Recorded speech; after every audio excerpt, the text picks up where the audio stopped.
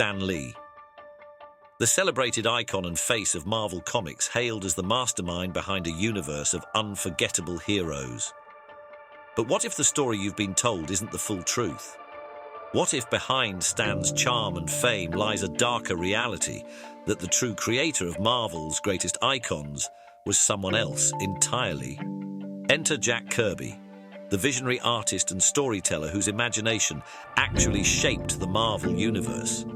Was he the unsung architect of everything we love about Marvel, or simply a forgotten name in Stan Lee's shadow? Today, we dive into Kirby's monumental contributions and his enduring legacy. As History Hub asks, who truly created Marvel? Jack Kirby's journey with Marvel began before it was even called Marvel. In the 1940s, he co-created Captain America with Joe Simon, crafting a hero that symbolized hope during World War II.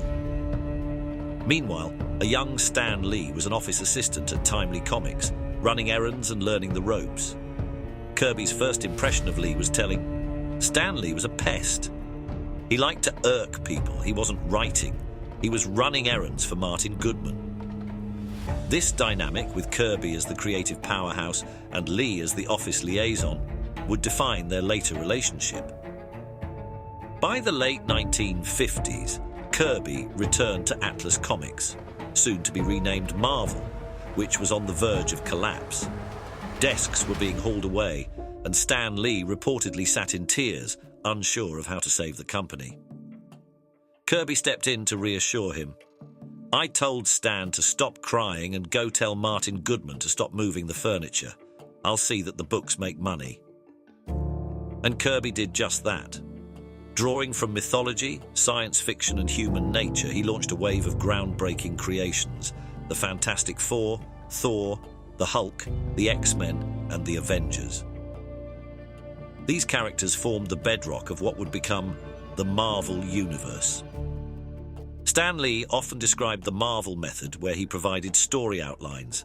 Artists like Kirby illustrated them, and Lee added dialogue. But Kirby vehemently rejected this narrative. "Stan Lee and I never collaborated on anything. I've never seen Stan Lee write anything," he declared. Kirby's process was exhaustive. He would write detailed storylines and even dialogue on the backs of the pages he drew. His wife, Roz Kirby, confirmed Jack would call him up and say, "It's going to be this kind of story or that kind of story," and just send it to him. Jack wrote everything. One of Kirby's most celebrated contributions was the Fantastic Four. He envisioned them as flawed, relatable heroes grappling with extraordinary powers. The Fantastic Four, to me, are people who were in a jam. Suddenly you find yourself invisible. Suddenly you find yourself flexible. "I created their personalities, their powers, and even their name," Kirby said. For the Hulk, Kirby drew inspiration from a real-life story about a mother lifting a car to save her child. "The Hulk is Frankenstein mixed with human truth," he explained. Yet, Stan Lee often claimed credit for these creations, asserting that he conceptualized the characters and provided outlines. Kirby dismissed these claims as false. "Stan doesn't think the way I do. That's what I do. I create." Many creators have championed Kirby as the true creator of Marvel. Alan Moore, the writer of Watchmen, stated, "Jack Kirby was Marvel." The rest of them were filling in the gaps. Gary Groth, editor of the Comics Journal, remarked, "Jack Kirby was not only a supremely original artist in his own right, but a galvanizing influence at Marvel during the 60s. It was the fertility of his imagination that rocketed Marvel Comics to preeminence." Even James Cameron credited Kirby's influence on his work, saying, "Kirby's work was definitely in my subconscious programming. The guy was a visionary." Jack Kirby was not alone in his frustrations with Stan Lee taking credit for collaborative work. Steve Ditko, co-creator of Spider-Man and Doctor Strange, famously left Marvel in 1966, citing creative differences. Ditko was particularly upset with Lee, claiming credit for Spider-Man, despite Ditko's crucial role in designing the character and plotting the stories. He later stated he felt undervalued and uncredited for his work. Wally Wood, who worked on Daredevil and designed the character's iconic red costume, voiced similar grievances. Wood recalled, "Stan never gave me credit for what I did. He's the only writer I know who wrote stories without ever writing a word." He elaborated further, "I had to make up the whole story. He was being paid for writing and I was being paid for drawing, but he didn't have any ideas. I'd go in for a plotting session and we'd just stare at each other until I came up with a storyline. I felt like I was writing the book but not being paid for writing."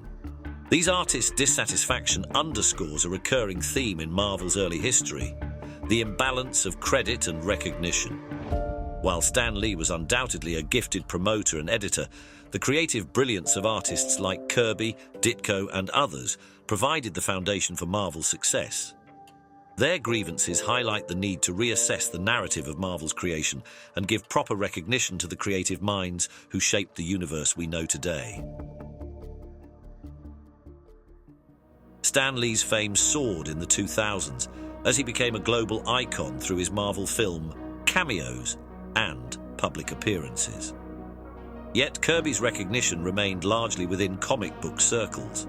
He passed away in 1994, never witnessing the full cultural impact of his creations. Roz Kirby poignantly stated, "Jack gave everything to those characters. He never saw a dime from the billions they made, but he believed in their potential." Even Lee, in a rare moment of reflection, admitted, "I think Jack felt I didn't do enough to give him the recognition he deserved. Maybe he was right." Here's our special guest, Stan Lee. Which one is your favorite? Oh, gee, you know, that's almost like asking a parent who's his favorite child. I think I love them all. So, who truly deserves credit for the characters and stories that have captivated generations? The evidence is clear. Jack Kirby was the true visionary behind Marvel.